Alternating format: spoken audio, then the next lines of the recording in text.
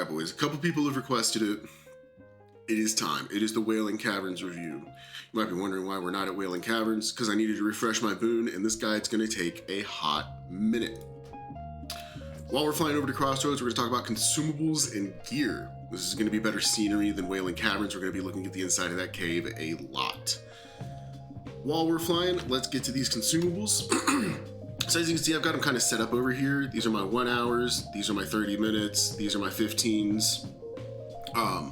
You can get away with popping these. I'm doing about 20-minute runs on average, so you get away with about 3 runs on these. It's sometimes even longer. Honestly, just to be clear, if your runs are like, let's say 25, 30 minutes for the first couple runs, that's okay. Your goal in these runs is to not die. So don't worry about the time. I'm just giving those as examples of like about how long I use mine. I use 1 firepower per pull. I cannot get it under 15 minutes consistently or stably. So even if I have one 15-minute run, I need to pop it for the next one because the next one's probably not going to be 15 minutes. We're using scrolls of stamina and spirit. Spirit probably not majorly required, but it is really good and it pairs well with the croc stew, which also has spirits, just kind of like stacking in the spirit direction. Our elixirs were strong troll's blood, elixir of defense, elixir of minor fortitude. And then our 2 15-minute consumables are Rumsy Rum Black Label and Heavy Crockless Dew. So the goal with these consumables is to make you very, very, very tanky. Our base stats are actually pretty good right now. We're sitting close to 1,000 health, just over 1,700. I would say you don't want less than 1,700 mana. I've been running this build now for a little while. 1,700 mana is cutting it kind of close. Your mana management's going to be tight at 1,700. So unless you're extremely good at your mana management, you're probably going to want around 1,800, 1,900 mana. And around 900 health is probably okay, but the closer you can get to 1,000 is always going to be beneficial. Let's go ahead and talk about gear.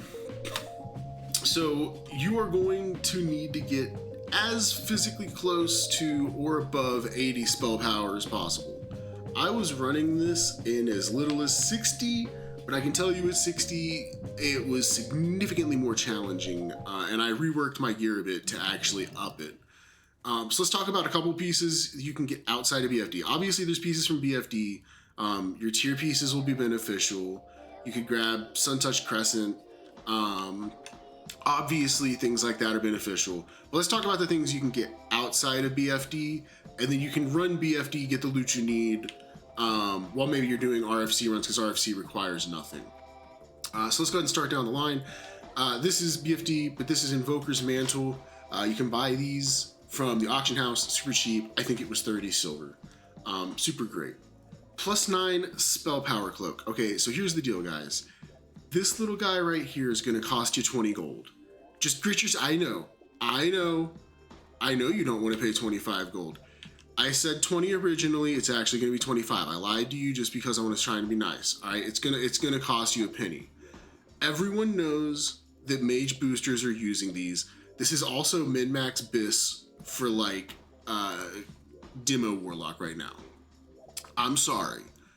And yes, it's basically required. I'm so sorry. Go run some RFC if you can't afford it. Your Phoenix bindings, self-explanatory, bunch of damage, super cheap. Go buy them on the auction house, 50 silver. If you do not have a Groomer Cinch, this is gonna hurt you because you gotta really look at the stats you're losing. 8 stam, 8 int.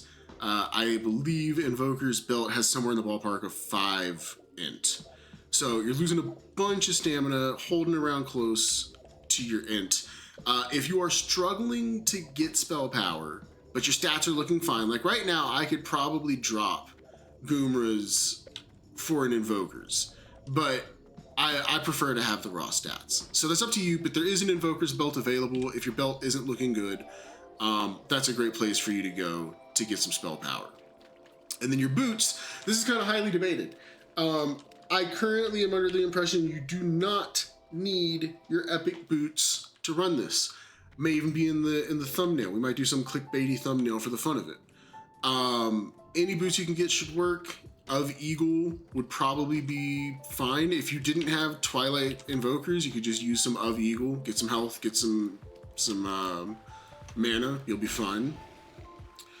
Your rings. So I went ahead and grabbed a 6 stam for now. Ideally, what you're gonna have here is Signet of the Twilight Lord and your Warsong Gulch friendly ring. Or honored. It's not honored. It's honored, not friendly. That's like what, a Day of Ashen Veil. I haven't done it either. I need to go do it. I've been working on it though.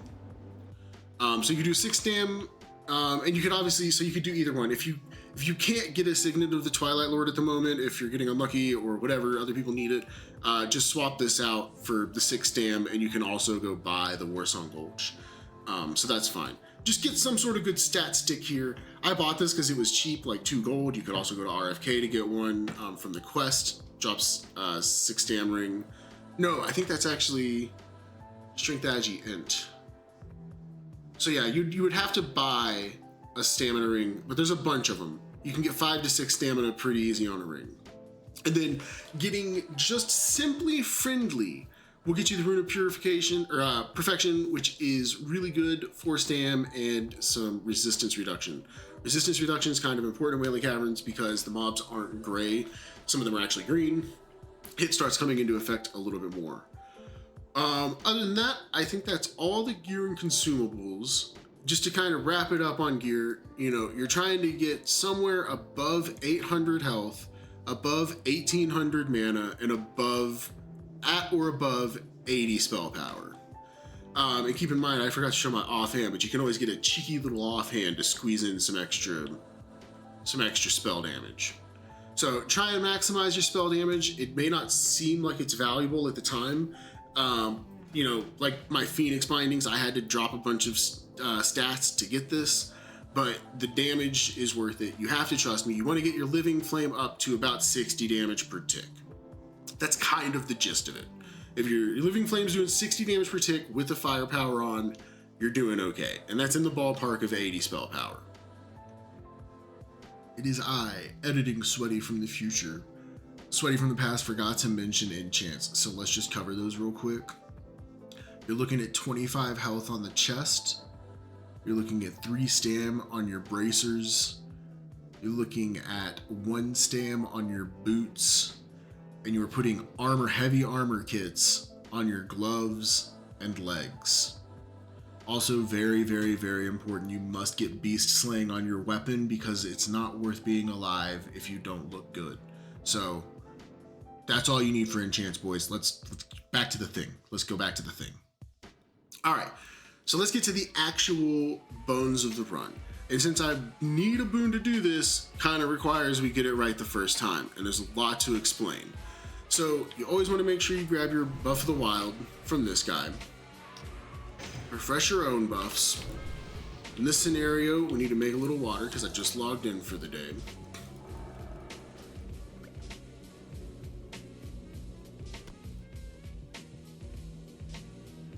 Get our mana up because we want to kind of hit the run. As soon as we're buffed, you pretty much want to be hitting it. So let's dampen magic. Let's pop our elixirs. These are the longest things. These don't matter.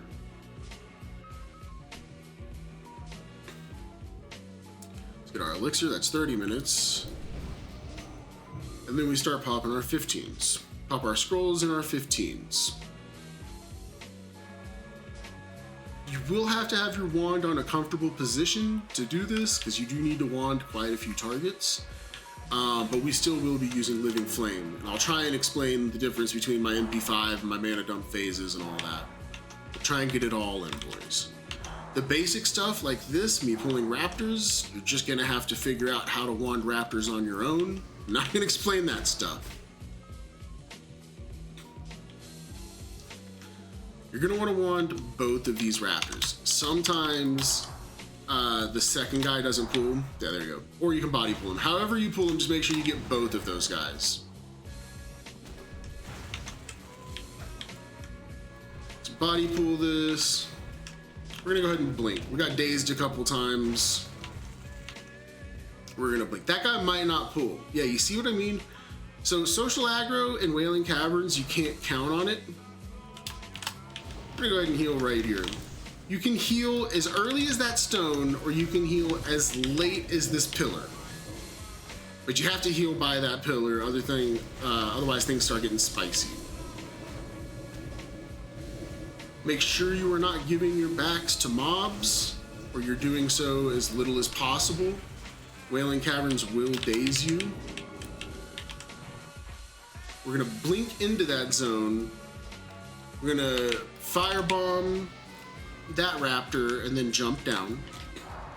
This crocodile that we're killing is a patrol. He patrols from this ramp, he comes all the way down, he goes back up. If he's down here, you're just gonna wanna kill him real quick. Just throw a living flame or a living bomb on him and start wanding him, he will die. We're waiting for mobs, so we see mobs. We see mobs, we're gonna start running. We can even stay here for a second. Yeah, they're here. With the 20% speed, you're gonna outrun them. Don't worry that you can see them.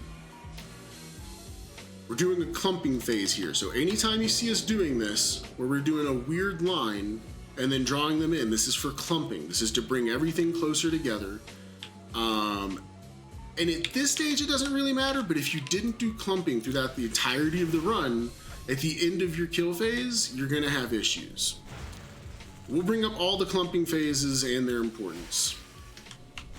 This is a small clumping phase, but that's really just to buy time. We're going out there and pulling those mobs so that the things that are behind us have time to catch up. You're just body pulling through most of this.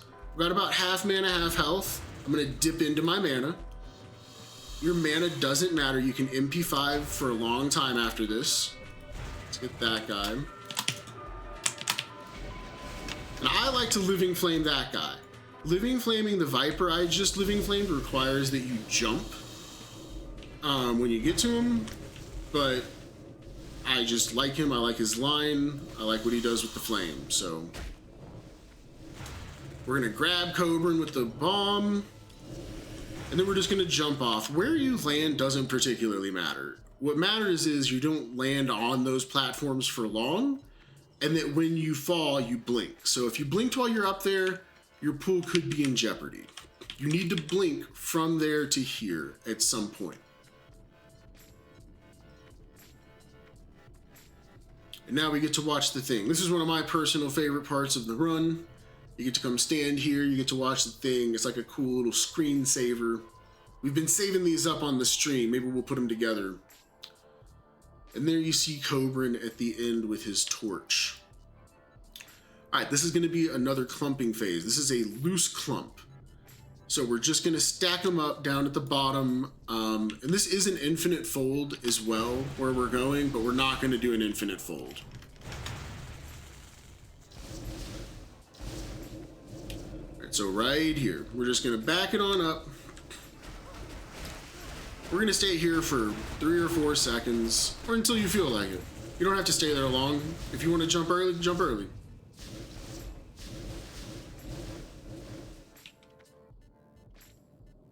That's a good sign. When you can see Cobran before you leave this room, that means your clumping is on point, which is very important. So we're just gonna run. Don't worry about them. They're there. Trust me, they're there. They're following you. I'll run over here. We're gonna run wide. We're only doing this because, once again, this is for clumping. The wider we go on this outside line, because they're all on the inside, when we collapse back into the entrance on the other side, they will once again clump a little bit tighter. And this is actually 3 clumping phases back to back to back. So it's 1 loose clump up on the top, followed by 2 line clumps like this. Now you're gonna notice we kill a crocodile coming up here in a second. This is Jeffrey. Everyone say hi to Jeffrey. We fucking hate Jeffrey. We fucking hate him. We are not a fan of him.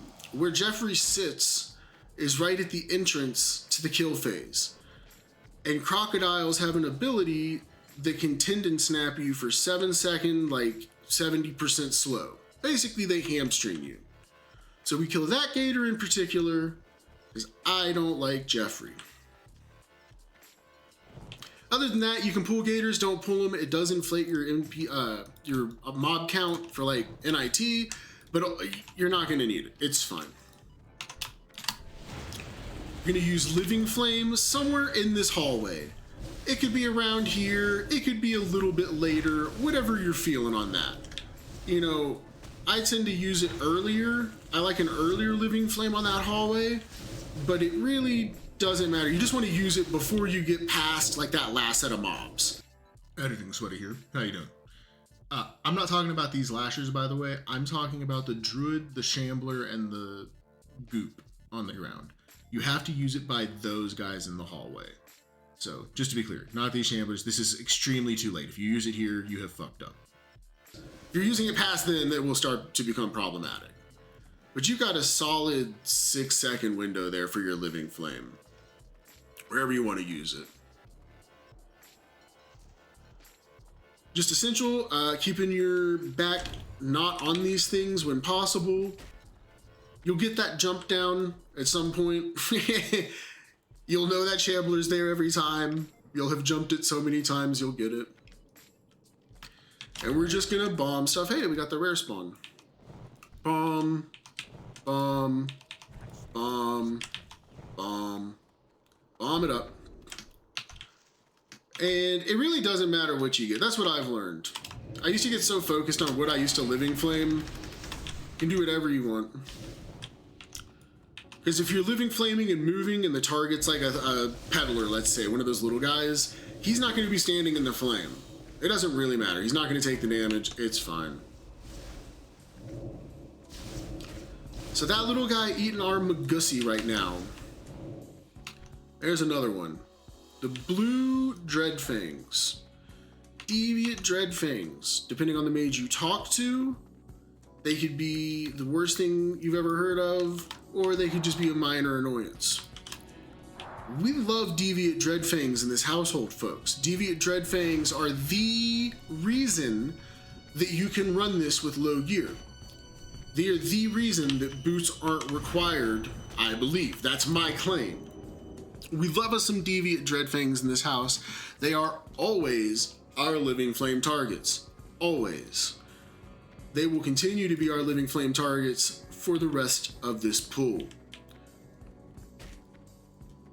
So right here, we're just coming back around, clumping up everything. So if you think about it, where we were, there's a hallway there, there's a hallway we came from. Both of those hallways they lead into one entrance. So we're just clumping them back up again. And right here, our little deviant dreadfangs are gonna start doing their work. This is their job in society. All right, now let's go over here. And you want to run this line pretty hard. You want that living flame to end up going like it is right there. See, where all of them are walking through it.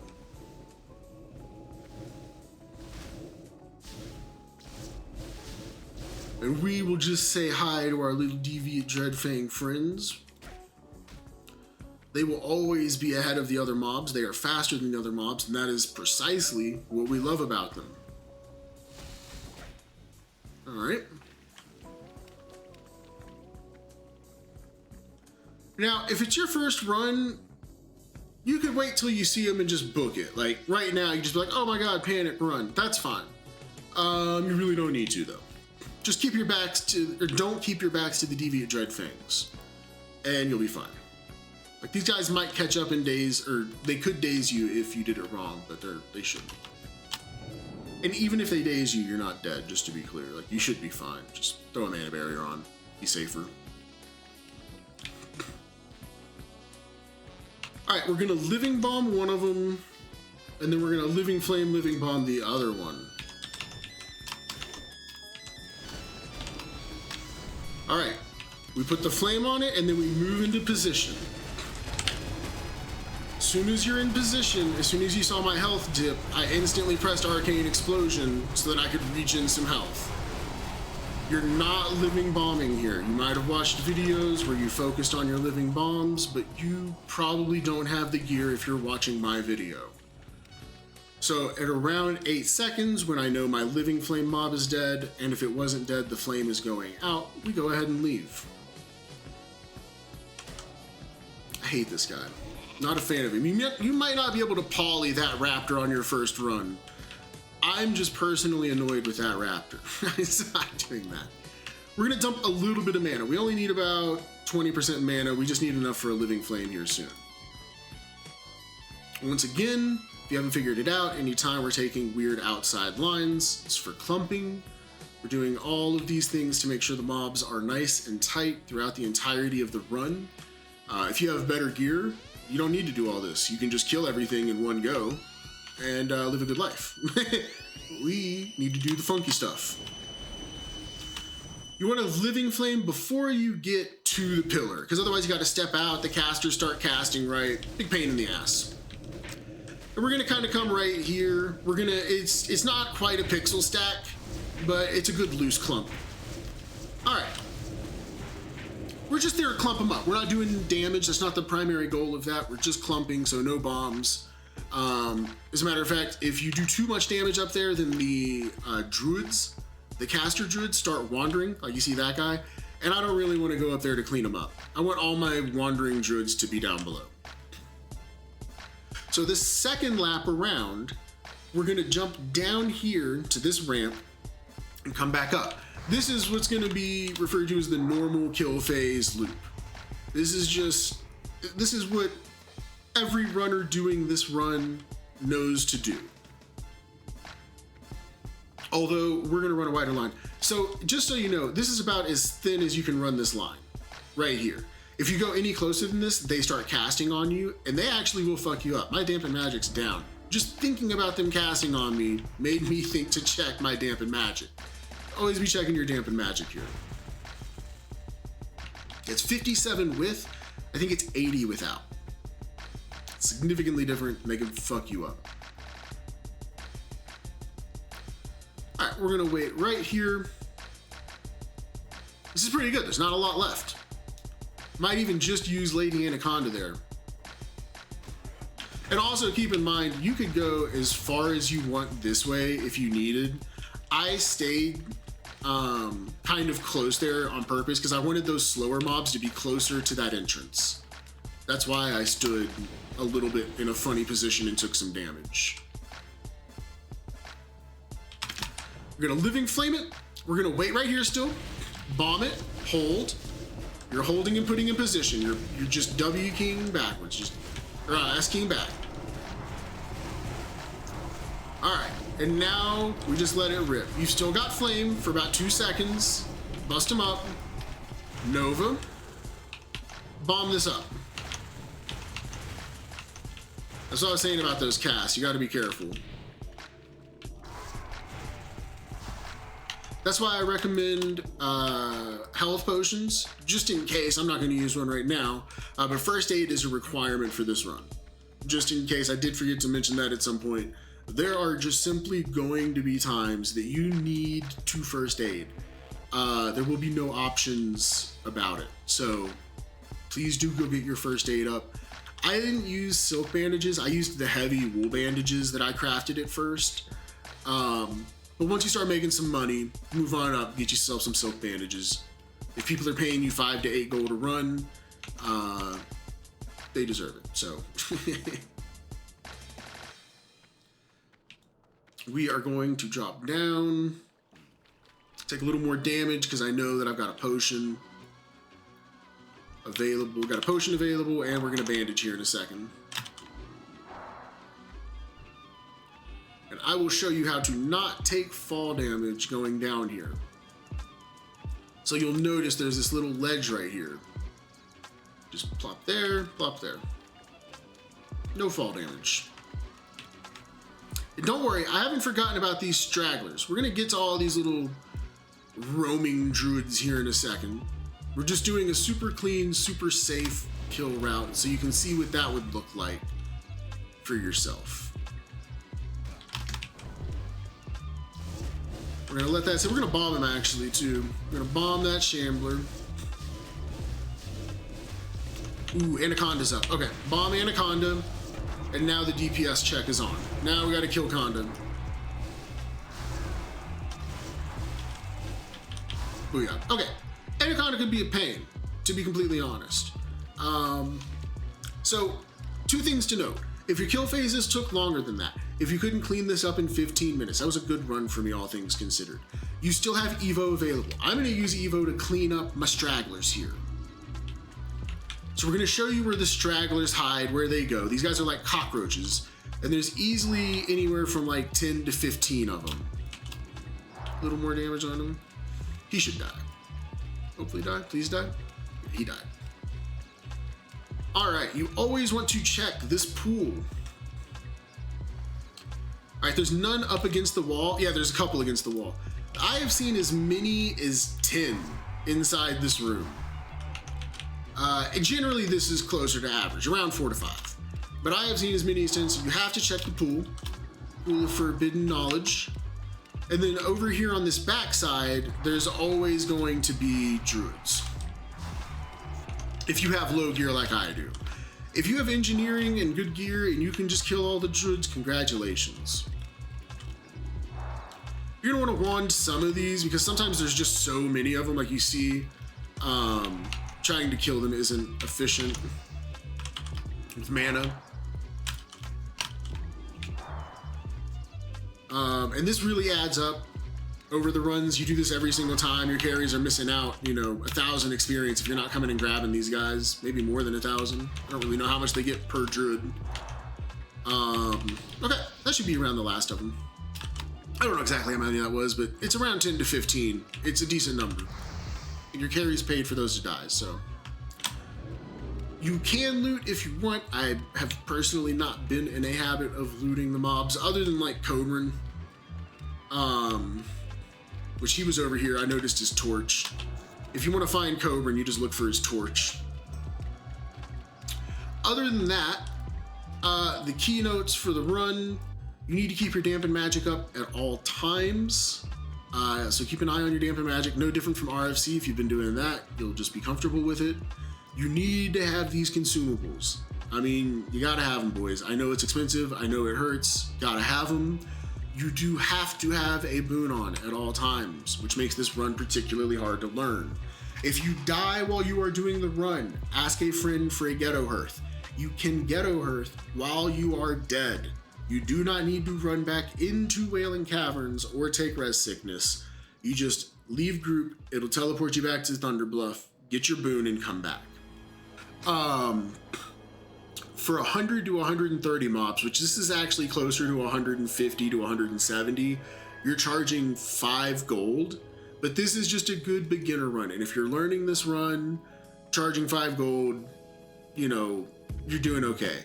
And then if you get better, there's one point right when we're going down the long hallway and we go up to jump into Pythus's room, where we take a left to go up. If you go right and go to continue down the hallway, you can pull that whole extra hallway where Scum's mobs are, and you can pull all of that room into that same hallway. You just take a left after that right, so you go right, then left. It's the far hallway. That'll lead you back into the same jump down with Pythus. And you'll have about 20 more mobs on you, and you can very confidently have around 180 mobs on you at that point. But for now, just focus on the bare bones of this run. I might even do a guide for that at some point, the slightly better run, whenever I get better gear myself. So I would say, I personally believe that the run that I just showed you is worth 5 gold. Even though you might kill around 150 mobs on average if you do it perfectly, or more. And is there anything else we're missing, boys? Your boosties are obviously going to stand right in the little corner right there. They just walk in, AFK at the entrance. It's a great time for them. You need first aid.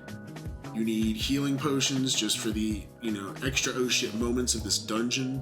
Oh, one thing I didn't explain, and only the people who stuck around to the end are getting this info. You are not using Blink in this dungeon too often. If you look back at the run that I did, there's very few times I actually used Blink. You are using Blink almost primarily to get out of dazes. And by get out of, I mean just get away from where you currently are. So save your Blink for dazes only, which you really should be focusing on not getting dazed, keeping your back away from enemy mobs. But save your Blink for dazes. And other than that, all I have to say is that this is a brutally painful run to learn. It's going to cost you anywhere from 20 to 50 gold. It's going to take you anywhere from 5 to 20 hours. It's going to be a brutal, long grind. You don't just get to walk into Wailing Caverns and start making money. That's just not how it works. You're going to need to practice this. You're going to need to struggle alone and spend your own gold. That's just an upfront warning for anyone interested in trying this. The gold is amazing. I've only been doing it for a couple days, and you can see we're sitting quite comfortably at 400 gold. And that's with buying all these crazy expensive consumes all the time. So highly, highly, highly recommend, if you really want to learn this pool, you've just got to sit down and just start cranking out fucking runs. You just got to work on it until you get it. And then especially if you're a new age, if you're one of the people of our guild, maybe try, or I mean, even in your own scenario, try boosting your guildies first. It can be a good time. Your officers get to laugh at you. You know what I mean? People get to laugh at you for being an idiot, and you get to learn and have the pressure of giving people experience without being paid. And then once you get buyers, I can tell you and assure you, if you boosted someone that wasn't paying before, it will pay off. It'll help you immensely with just the pressure of these runs. So a little bit of a longer guide today, just looking at the timer, sitting at 30 minutes, but this is what I believe you need to know. This is what I believe you need to see to be able to learn this run. And I hope you guys get it. I hope you guys start making money before P2. If you have any questions, as always, drop them down in the comments. If you happen to be someone who doesn't know me in game, if you know me in game, just hit me up, Discord, message, whatever. Good luck, boys. I hope you make that gold. And yeah, hit me up if you have any questions. Hey, it's Edit Sweaty again, boys. One thing I noticed going through the video again is that we did not have our spec up anywhere. So this is going to be at the end of the video. Here is the spec you're going to want to run for this. I would run it exactly like this for now. And if you have any questions, hit me up about why it's set up this way. Or, you know, after you get comfortable, maybe start tweaking around. You definitely want to keep your magic absorption high there. You need the magic resistance for this. You definitely want frost warding and the arcane resistance stuff. But if you feel like you want clear casting more than arcane damage, maybe. But I can assure you, I've played with and without the arcane explosion damage, and the arcane explosion damage increase helps tremendously. So I highly recommend it. Try and run this build for a bit, see if it works for you. Good luck, boys.